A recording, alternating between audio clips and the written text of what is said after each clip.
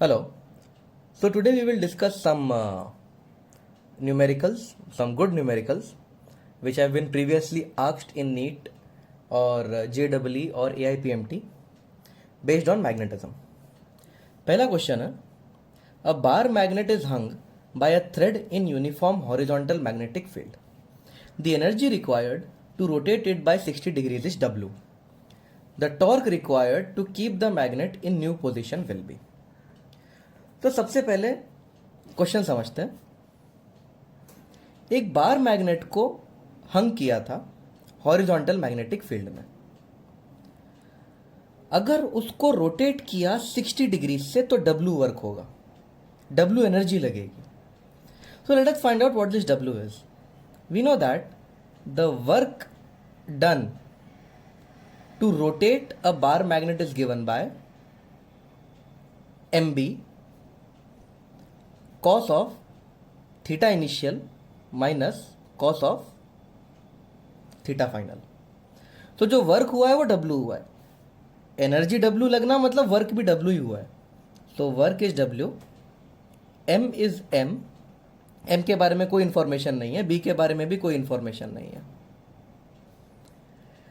जब एक bar magnet को यूनिफॉर्म फील्ड में हंग किया जाता है तो इनिशियली वो जीरो एंगल बनाता है मैग्नेटिक फील्ड के साथ. तो initial angle is zero, cos of zero minus final angle है 60 डिग्री रोटेट किया, cos of 60. So W is actually MB, cos 0 is 1, cos 60 is half.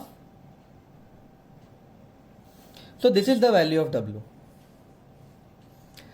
अब क्वेश्चन में पूछा जा रहा है कितना टॉर्क लगेगा मैग्नेट को अपने नए पोजीशन में अगर हमें पकड़ के रखना है. तो हमें टॉर्क का फॉर्मूला पता है. Torque is given by MB sin 60. Therefore torque equals to, आप देख सकते हैं इक्वेशन 1 से MB की वैल्यू 2W है. तो MB की जगह मैं 2W लिखूंगा और sin 60 होता है √3/2. So the required torque is √3W. So √3W was the correct option. Next question.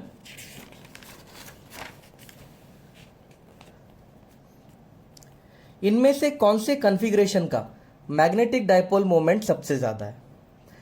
अब इसमें हर एक कॉन्फ़िगरेशन को एनालाइज करना पड़ेगा. Late us see the first configuration. Okay, तो हम ये पहला configuration, magnetic dipole moment south से नॉर्थ जाता है. तो इसका मैग्नेटिक डायपोल मोमेंट इस तरह का होगा और ये हॉरिजॉन्टल वाले का मैग्नेटिक डायपोल मोमेंट इस तरफ होगा, साउथ से नॉर्थ. इन दोनों के बीच का एंगल 90 है. ये M है, ये M है, ये 90 डिग्री है.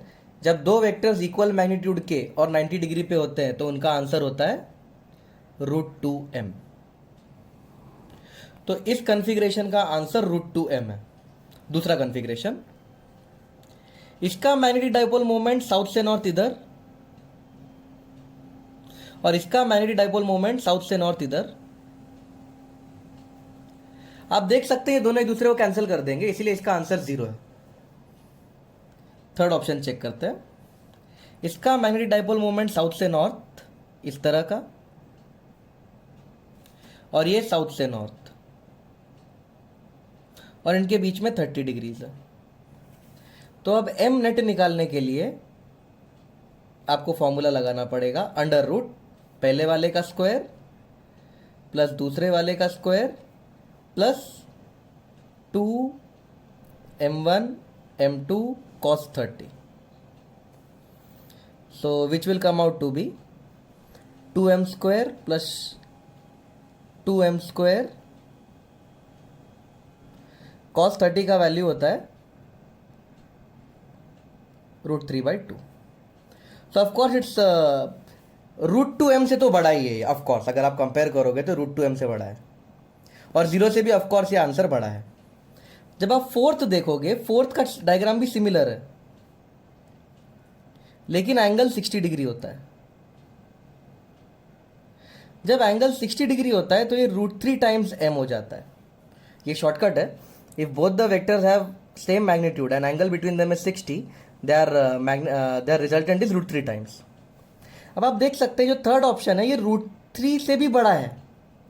Third option is quite big, तो third option is the correct answer. आप अगर इसको सॉल्व करोगे इन पूरे रूट्स को और 2 और √3 को, वो √3 से बड़े निकलेंगे. Third option is bigger, so this has the maximum magnetic dipole moment. Next question. एक बार मैग्नेट है जिसका लेंथ L है और मैग्नेटिक डाइपोल मोमेंट M है. इसको बेंड कर दिया in the form of arc as shown. तो पहले बार मैग्नेट ऐसा था, फिर उसको ऐसा बेंड कर दिया, इस तरह से ऐसा बेंड कर दिया, तो बेंड करके ये बार मैग्नेट ऐसा हो गया. इसका मैग्नेटिक डाइपोल मोमेंट क्या होगा? Okay, so this is slightly difficult.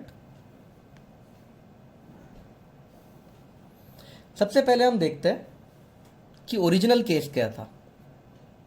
Case 1. Original case था एक बार मैग्नेट है जिसकी लेंथ L है, इसके पोल स्ट्रेंथ नहीं दिए. Let the pole strength be plus छोटू m एंड माइनस छोटू m.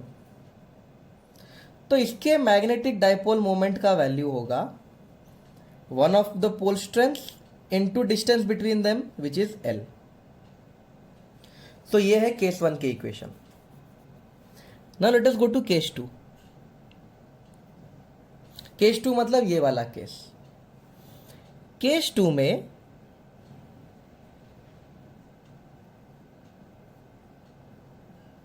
This is the magnet plus m minus m and this is the distance between the poles. ये जो डॉटेड लाइन बनाई है, this is the distance between the poles. Plus ये angle 60 degree है. This thing is an arc. Arc मतलब ये चीज circle का पार्ट है. तो अगर ये रेडियस है, ये रेडियस है, this is radius, this is radius, this is 60 degree, so this triangle that is forming is by common sense an equilateral triangle. So even the distance between them is r. The next thing, this length is L. Correct ना? इसी length को bend करके ये बना है ना. तो जो लेंथ है, the length of arc is L. अब हमें पता है कि जो लेंथ ऑफ आर्क होती है उसका फॉर्मूला होता है r theta, where theta is in radians. तो लेंथ ऑफ आर्क है L, आर जो कि रेडियस है, और थीटा 60 डिग्री है. 60 डिग्री को रेडियंस में कन्वर्ट करेंगे तो π/3. सो आर की वैल्यू है 3L/π. इसे इक्वेशन 2 नाम दे देते हैं. नाउ द नया magnetic dipole moment is one of the pole strengths into distance between them. distance between them तो छोटू r है, पर छोटू r का वैल्यू हमें पता है 3L/π, which is m into 3L/π.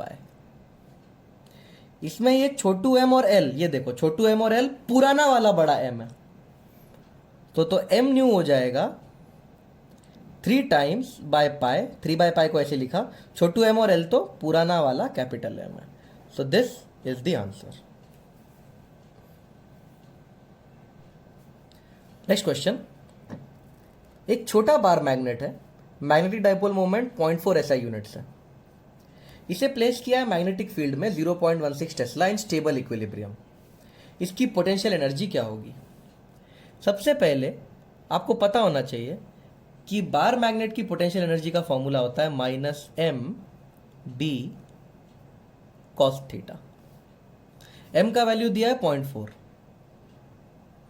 b का वैल्यू दिया है 0.16. प्रॉब्लम है ये एंगल नहीं दिया है. इस एंगल का इंफॉर्मेशन यहां से मिलेगा. जब बार मैग्नेट स्टेबल इक्विलिब्रियम में होता है तो उसका एंगल 0 होता है. So this will become cos 0. So 16 4s are 64 with a negative sign. So the potential energy is minus 0.064 joules. So it was a direct application. लेकिन इसमें सबसे ट्रिक पार्ट था ये थीटा निकालना. अगर आपको ये नहीं पता कि स्टेबल इक्विलिब्रियम पे थीटा 0 होता है तो ये क्वेश्चन सॉल्व ही नहीं होगा आपसे. Next question. एक मैग्नेटिक नीडल है, उसकी लेंथ है 2L, मैग्नेटिक डाइपोल मोमेंट है कैपिटल M और पोल स्ट्रेंथ है छोटा m। इसको ठीक बीच से तोड़ दिया तो जो नया वैल्यू होगा कैपिटल M का और स्मॉल m का वो क्या होगा, यानी कि नया मैग्नेटिक डाइपोल मोमेंट कितना होगा और नया पोल स्ट्रेंथ कितना होगा। तो ये क्वेश्चन के लिए आपको कॉमन सेंस यूज करना है। This question cannot be calculated, you have to use your common sense. ये देखो, ये है वो मैग्नेट, पुराना magnet. This is old case, case 1, पुराना केस। यहां पे पोल स्ट्रेंथ +m -m और लेंथ दिया है 2L। तो इसका मैग्नेटिक डाइपोल मोमेंट होगा 1 of the pole strengths into distance between them. Okay, तो ये केस 1 है, कोई कैलकुलेशन करने की जरूरत नहीं है, नॉर्मल फॉर्मूला जो हम क्लास में भी पढ़ चुके हैं, नॉर्मल बेसिक थियरी है ये। Now case 2 is interesting. Case 2 में इसको ठीक बीच से काट दिया। अगर इसको बीच से काट दोगे तो आपको 2 मैग्नेट्स मिल जाएंगे। अच्छा, आपने कट यहां पे मारा है, this is the cut, the pole has not been cut, pole को कट नहीं किया है, तो जो पोल है वो एज इट इज रहेगा, +m -m +m -m। तो we are not cutting the pole, इसको इस तरह से नहीं काटा है, pole has not been cut, इसीलिए पोल वैसा का वैसा ही रहेगा। लेकिन इसको आधा कर दिया है तो इसका लेंथ L हो जाएगा और जो नया मैग्नेटिक डाइपोल मोमेंट बनेगा वो हो जाएगा m into distance between them is L। तो जो नया मैग्नेटिक डाइपोल मोमेंट है वो पहले से आधा हो जाएगा। सो m न्यू इज m/2, पर जो नया पोल स्ट्रेंथ है वो सेम छोटू m ही रहेगा। The new pole strength will be छोटू m because we are not cutting it across the poles, हमने पोल को नहीं काटा है, इसीलिए जो पोल स्ट्रेंथ है वो सेम रहेगा।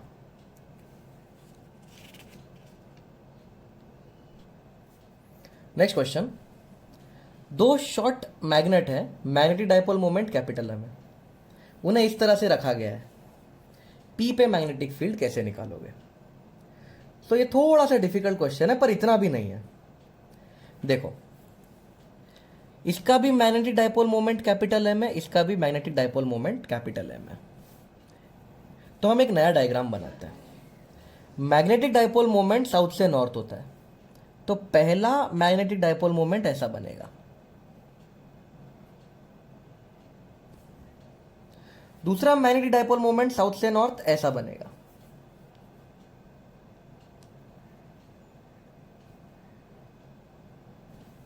ओके।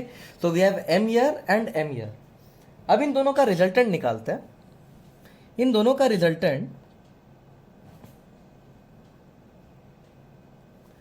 ठीक यहां से पास होगा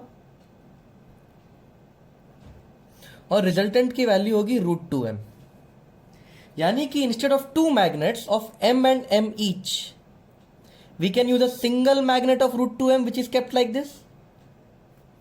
और यहां पे पॉइंट P है, तो यहां पे पॉइंट P है, तो question gets converted from this to this. We have a magnet, short magnet of magnetic dipole moment √2m और पॉइंट P पे मैग्नेटिक फील्ड पूछा है।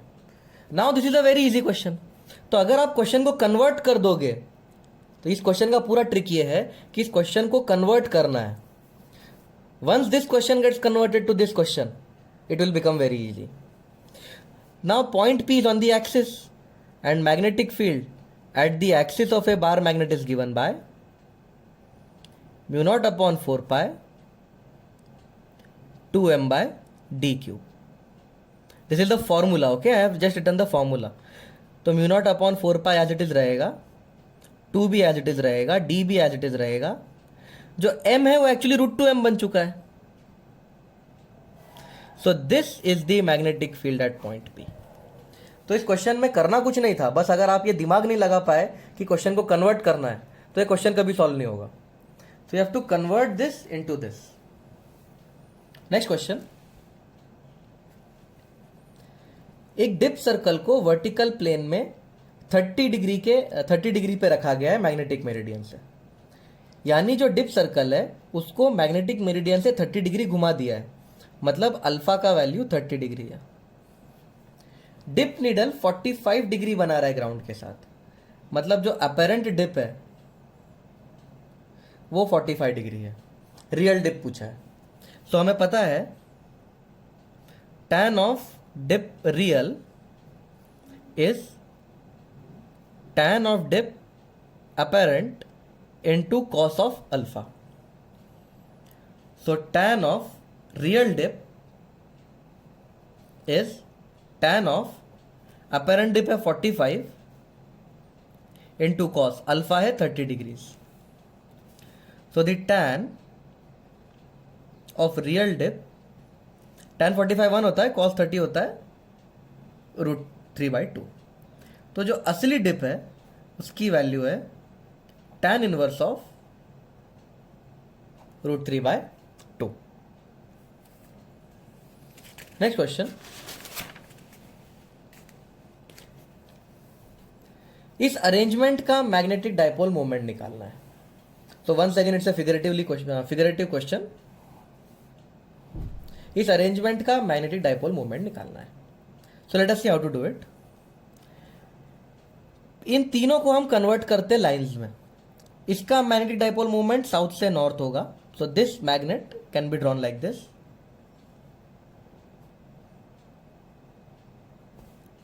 इसका मैग्नेटिक डाइपोल मूवमेंट साउथ से नॉर्थ होगा।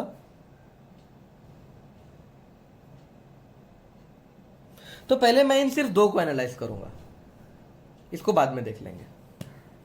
अब इन दोनों का रिजल्टेंट निकालते हैं। आपको पता है एम और एम का रिजल्टेंट कुछ इस तरीके का निकलेगा, √2m.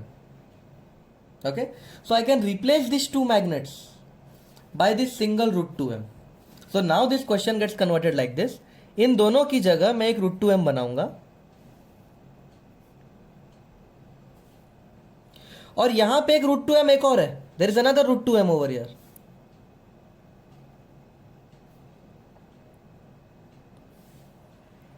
Okay, so once again comes to this question, this is m, this is m, इन दोनों का रिजल्टेंट √2m बना दिया और यहां पे एक और √2m है।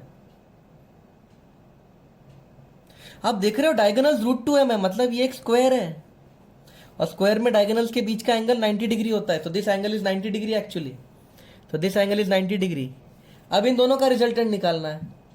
जब दो वेक्टर सेम होते हैं और उनके बीच का एंगल 90 डिग्री होता है तो रिजल्ट होता है √2 times the original. So the net answer is 2m. अरे स्लाइटली डिफिकल्ट क्वेश्चन, क्योंकि पहले इसमें m और m को √2m में कन्वर्ट करना है, फिर ये √2m यहाँ पे है, फिर आपको ये स्ट्राइक होना चाहिए कि एक स्क्वायर बन रहा है, स्क्वायर के डायगोनल्स के बीच में 90 डिग्री होना चाहिए। कैलकुलेशंस कम है लेकिन इंफॉर्मेशन का बहुत यूज है यहाँ पे। नेक्स्ट क्वेश्चन, दो शॉर्ट मैग्नेट्स हैं 120 के एंगल पे, दोनों का magnetic dipole moment capital M है। पॉइंट पी पे क्या मैग्नेटिक फील्ड होगा? ओके, तो अब तक तो आप समझ ही गए होंगे, ट्रिक होती है इन दोनों को कंबाइन करना। तो let us combine these two. इसका एम साउथ से नॉर्थ और इसका एम साउथ से नॉर्थ, और दोनों के बीच का एंगल है 120 degree.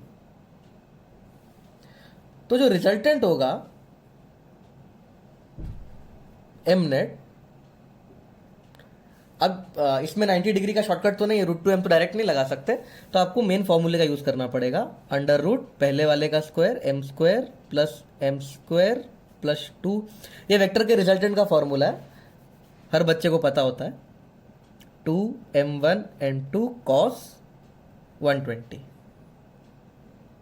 So m net comes out to be 2m² plus 2m², cos 120 minus half होता है, cos 120 इज माइनस हाफ।